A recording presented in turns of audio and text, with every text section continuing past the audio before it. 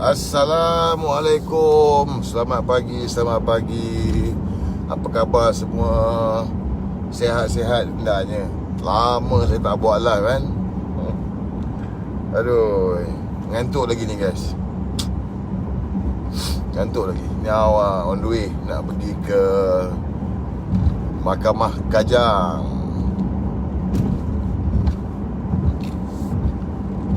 Okay semua. Sorry lah buat live tak bagi tahu kan. Tapi sebab yalah dalam perjalanan nak mengisi masa saya dalam perjalanan ni kan, seorang-seorang. Jadi saya ingat buat live sekejap lah kan.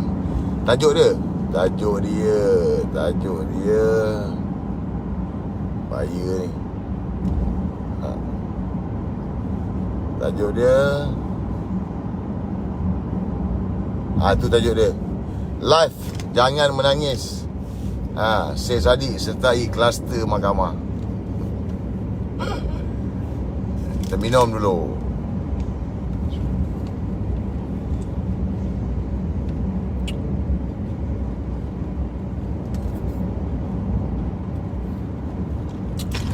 Alhamdulillah saya sihat walafiat. Okey. Bismillahirrahmanirrahim. Assalamualaikum warahmatullahi wabarakatuh kepada semua yang sudi bersama dengan saya dalam live ni. Itulah tajuk dia, Live Jangan Menangis. Syed Saddiq, YB Syed Saddiq akhirnya bakal menindaki kluster mahkamah pagi ni. Seperti mana yang sedia maklum, hari ni Syed Saddiq akan dituduh di Mahkamah Tinggi Jalan Duta atas kes yang mana SPRM. Kes ni dah lama guys. Kes ni daripada tahun lepas lagi telah hangat diperkatakan, dan kita pun tertanya-tanya kenapa tak tuduh-tuduh lagi Syed Saddiq. Jadi akhirnya semalam keluarlah pada hari ni Syed Saddiq akan dituduh di mahkamah. Okeylah, satu permulaan yang baik pada saya, yang mana membuktikan kes-kes macam gini tak boleh kira lah siapa dia. Kalau dia ahli parlimen pun tuduh lah. Lagipun sebelum-sebelum ni ramai je pemimpin UMNO kan yang dituduh. Jadi kenapa tidak Syed Saddiq pun yang ada terang-terang kesalahan tak dituduh. Jadi bila hari ni dia akan didakwa di mahkamah, saya ucapkan syabas dan tahniah kepada pihak Suruhanjaya Rasuah Malaysia SPRM. Dan kita harap mahkamah juga akan dapat membicarakan kes ni dengan adil lah. Dan bukan nak mengutuk sangat Syed Saddiq. Kalau saya cakap Syed Saddiq kluster mahkamah, saya pun kluster mahkamah juga.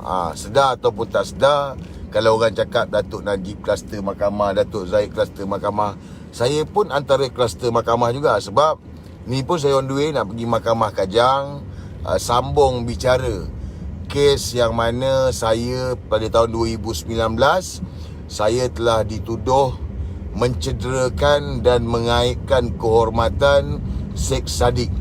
Yang mana insiden berlaku pada PRK, penamaan calon PRK sebenarnya. Dan kes ni saya rasa yang mana tak tahu tu boleh tengoklah balik video dia kan. Saya tak ada niat pun nak cederakan dia. Sebaliknya sebagai seorang sahabat, sebagai seorang kawan yang kenal dia, taklah rapat tapi kenal, memang kita kan pergi nak menyelamatkan dia. Tetapi akhirnya Syed Saddiq dia melihat peluang untuk mengenakan saya, untuk menghinanya saya.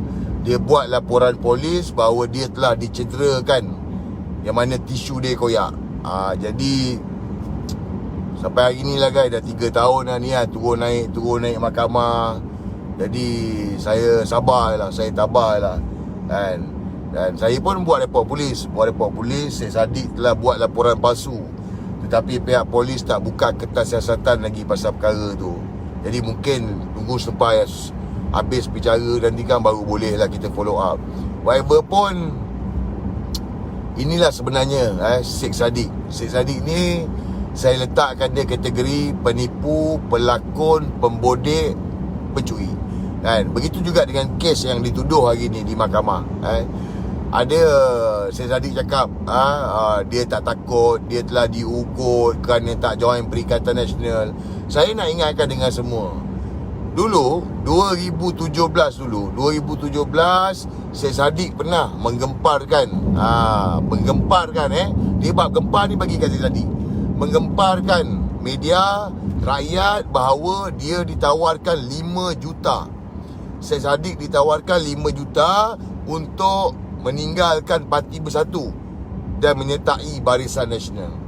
Tetapi bila kita minta bukti, kita minta bagi pendedahan, sampai ke sudah Syed Saddiq tak bagi pun bukti yang mana mengatakan bahawa ada pihak yang menawarkan dia 5 juta ringgit untuk menyertai Barisan Nasional meninggalkan Parti Bersatu pada tahun 2017. Mungkin benda ni dah lama, tapi saya nak ingatkan, itulah Syed Saddiq. Kalau bab propa, bab sembang, bab pupang, dia memang terror. Begitulah juga masa pilihan raya dulu.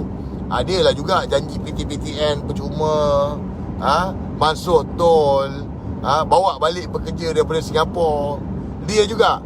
Tapi cerita dia penipu. Jadi ni Syed Saddiq kan, supaya anak-anak muda kenal dia, ingat dia. Saya bukan apa. Ada orang cakap saya tak habis-habis berdengki kat dia. Ini bukan soal dengki. Ini soal negara ini tidak boleh tertipu lagi dengan orang-orang politik macam Syed Saddiq. Kita hari ni politik, biarlah politik dengan kejujuran, politik dengan matang, dan politiklah dengan baik. Kalau budaya politik macam Syed Saddiq ni berterusan, negara ni akan hancur. Hancur sebab ada budak-budak yang macam Syed Saddiq lah. Orang muda yang menggunakan orang muda. Dia kira guna orang muda je.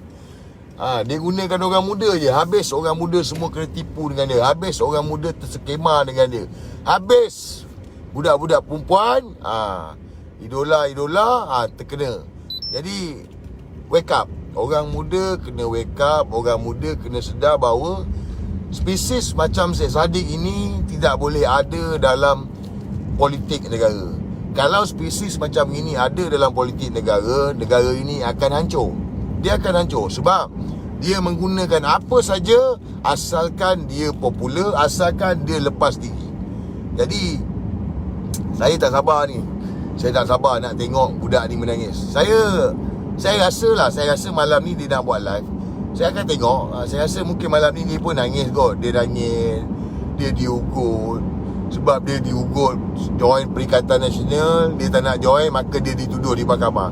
Saya nak ingatkan semua, ini bukan soal ugut ke tak ugut. Ini soal waktu dia menjadi Menteri Belia dan Sukan, memang ada penyelewengan berlaku. Dana ni pula, dana dia puluhan juta. Dan perkara ni dah didedahkan dah. Malah tahun lepas, sewaktu SPRM membuat serbuan, SPRM tangkap pegawai-pegawai Syed Saddiq yang mana ada duit cash ratusan ribu dalam rumah. Sebab kes ni terkait dengan apa tau? Kes ni terkait kerana Syed Saddiq buat laporan polis bahawa duit tunai dia 250,000 telah hilang dari peti besi simpanan dalam rumah. Ni saya nak ingatkan dengan semua ni, supaya semua jangan tiba-tiba kesian Syed Saddiq, naya dia. No, Syed Saddiq ni dia menipu.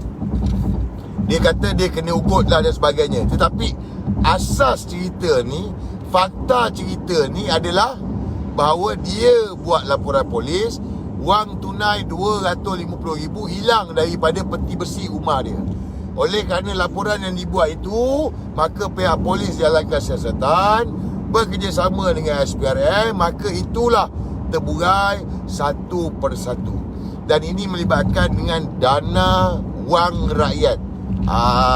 Ini wang rakyat. Ini bukan wang milik bapak dia ke, wang milik mak dia ke, wang uncle dia ke, wang pakcik dia ke, tak ada. Ini duit rakyat. Dan apa yang berlaku ni adalah dana rakyat yang telah diselewengkan. Jadi bila kita cakap pasal berkaitan dengan dana rakyat, ini duit rakyat kan. Orang duk cakap rasuah, anti rasuah dan sebagainya. Ya, rasuah kau kena lawan. Tapi takkan kita nak biarkan orang politik mencuri wang rakyat. Ada kata UMNO dulu pun sama je. Jangan kita letak, bila ni je, UMNO dulu sama. Habis tu, untuk masa depan ni, kau nak semua sama lah. Adakah ini politik yang kita nak? Adakah ini budaya politik yang kita nak? Tak kisah. Tak boleh. Kita kena hentikan kegiatan-kegiatan yang mencuri wang rakyat ni. Kegiatan-kegiatan yang merompak dana rakyat ni. Tak boleh. Nampak? Jadi inilah karma kepada Syed Saddiq.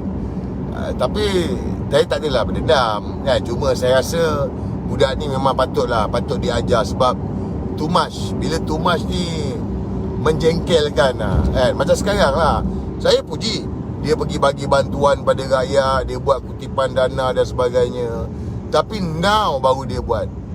Dan dia kata dia dapat duit ini sebanyak, peruntukan tak banyak dan sebagainya.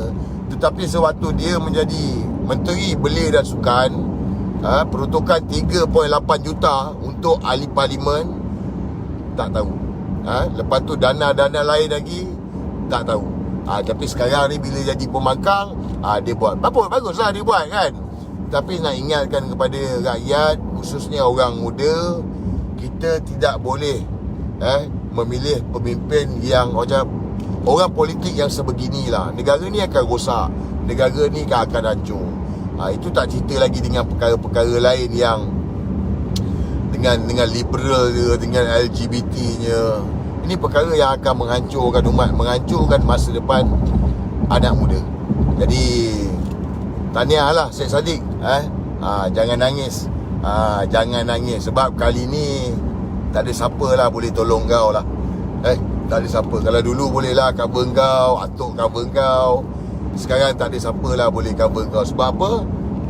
Kita nak kena pastikan kes-kes yang melibatkan dengan dana rakyat ini, wang rakyat ini, mereka yang terlibat diheret ke muka pengadilan dan pengajaran patut diberikan supaya menjadi contoh kepada masyarakat, terutamanya orang-orang politik, untuk tidak sewenang-wenangnya mencuri wang rakyat untuk kepentingan peribadi. Jadi ini satu permulaan yang baik. Saya pun dah nak sampai Mahkamah Kajang. Saya tak tahulah bila kes ni habis. Tapi kalau ikutkan sebenarnya kes ni dah 3 kali tangguh tempoh hari ni disebabkan oleh doktor perubatan. Untuk makluman semua, Syed Saddiq kata saya telah mencekak leher dia, mencederakan dia sehingga tisu dia koyak. Jadi doktor perubatan ini telah mengesahkan bahawa Syed Saddiq mengalami soft tissue injury. Jadi sekarang ni dah 3 kali bicara, doktor ni tak datang. Doktor ni dipahamkan dia telah bertukar ke Sarawak. Jadi dia tak boleh datang sebab alasan COVID dan sebagainya. So saya tak tahulah macam mana perkembangan hari ni. Tetapi inilah dia, tinggal 2 orang lagi saksi. Satu doktor perubatan yang kata Syed Saddiq ni tisu dia koyak, yang mengesahkan Syed Saddiq ni koyak tisu. Satu lagi adalah SIO, pegawai penyiasat dalam kes ini, yang mana keterangan pegawai penyiasat ini juga penting untuk menceritakan. Jadi Syed Saddiq tak perlu datang hari ni. Dia kena pergi Mahkamah Kajang. Dia kena pergi Mahkamah Jalan Duta. Dia tak perlu datang Mahkamah Kajang. Dia dah datang menjaga dulu. Masa dia bagi keterangan dulu pun saya tak ingat, saya tak tahu, saya tak pasti. Saya tak ingat, saya tak tahu, saya tak pasti. Itulah dia. Bila kita ni menipu, bila kita menipu, korang boleh tahulah. Bila kita ni menipu, benda yang kita tipu lama dah. Lepas tu bila kita 2-3 tahun kita nak cakap balik, kita akan cakap saya tak ingat, saya tak tahu, saya tak pasti. So itulah jawapan yang diberikan oleh YB Syed Saddiq sewaktu perbicaraan kes saya dulu. Yang Arif, saya tak ingat, saya tak tahu, saya tak pasti. Bila penipu berkata-kata, maka itulah yang akan keluar daripada mulut penipu. Whatever pun, insyaAllah saya yakin kemenangan akan memihak kepada saya. Sebab kita tak buat salah. Kalau saya buat salah, boleh lah. Tapi InsyaAllah lah Allah akan balas mereka-mereka yang menginaya ni. 4 hari 3 malam saya disumbat dalam lokap. Itu perkara yang saya rasa tak sepatutnya lah. Yelah masa tu pun polis ni lah kerajaan kan. Menteri buat report, polis pun tangkap lah, biasalah. Baik okey, saya pun tak pernah salahkan polis. Pada saya polis menjalankan tugas. Tapi hari ni sorry lah, kita lawan di mahkamah. Saya lawan, gulu gila, ulang alik, ulang naik pergi mahkamah. Duit pun banyak habis, bayar duit lawyer apa semua. Terima kasih lawyer-lawyer yang sukarela untuk bantu saya. Walaupun dia sukarela, taklah bagi token jugalah. Takkan tak bagi token minyak lah apa semua, betul tak? Untuk pengurusan kes apa semua. Tak apa, ini saya hadap, saya tanggung. Allah ada, kan? Apa-apa pun Allah ada. Kita serah kepada Allah Ta'ala. Allah Ta'ala lebih mengetahui apa yang baik untuk hamba dia. Dan doa orang yang diinaya ni, InsyaAllah dimakbulkan. InsyaAllah saya yakin doa orang diinaya ni dimakbulkan. Dan sebab itulah, sepandai-pandai tupai melompat, akhirnya Syed Saddiq dituduh juga di mahkamah. Alhamdulillah. Bagus. Kepada anak muda, tolonglah, janganlah menjadikan Syed Saddiq sebagai idola. Sebaliknya, belajarlah untuk kenal politikus-politikus yang bangsat, yang mempergunakan rakyat untuk kepentingan peribadi. Dan orang macam Syed Saddiq ini, penipu, pelakon, pembodek, pencuri ni tidak perlu ada dalam radar politik, kerana ini akan merosakkan minda rakyat, akan menjahanamkan minda rakyat, dan akhirnya Malaysia ini akan menuju kepada kehancuran. Saya dah sampai guys, Mahkamah Kajang. Abang tu, Mahkamah Kajang. So nak buat macam mana kan? Pukul 10 boleh minum sekejap. So guys, apa pun, sabar dengan apa yang berlaku hari ni. Bersabar dengan ujian yang berlaku hari ni. Jangan lupa, hari ni yang kita nak minta tolong ni dengan Allah. Allah saja. Dan sekarang ni pun dah diambang akhir zaman, yang mana kita pun tahu ni dah akhir zaman. Dekatkan diri dengan Allah. Ini yang kita kena buat, kan? Dekatkan diri dengan Allah. Minta apa-apa pun, minta dengan Allah. Tak ada siapa pun yang boleh bantu kita selain daripada Allah Ta'ala ni. Inilah dia doa kita ni. Doalah, kerana Allah Maha mendengar. InsyaAllah, kan? Yang penting umat Islam jangan berpecah. Ini dah peringkat akhir zaman. Kita pastikan mereka-mereka yang tergolong dalam golongan-golongan liberal ini, kita tentang habis-habisan demi menyelamatkan ummah ni. InsyaAllah, apapun, yang hak pasti berdiri, yang batil pasti jatuh. Syed Saddiq, jangan nangis. Malam ni kita tengok Syed Saddiq menangis tak menangis. Okay guys, ingat, kalau bukan kita, siapa lagi? Kalau bukan sekarang, bila lagi? InsyaAllah ada masa kita live lagi. Assalamualaikum.